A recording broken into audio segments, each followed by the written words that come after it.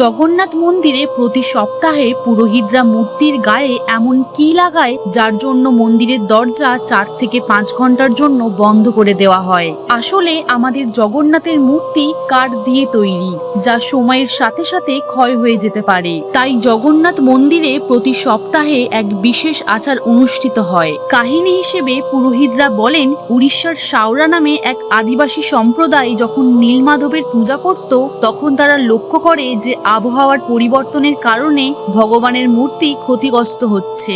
তখন কয়েকজন পুরোহিত মিলে এক বিশেষ লেপ প্রস্তুত করেন, যা মূর্তিগুলোর গায়ে প্রয়োগ করা হয়।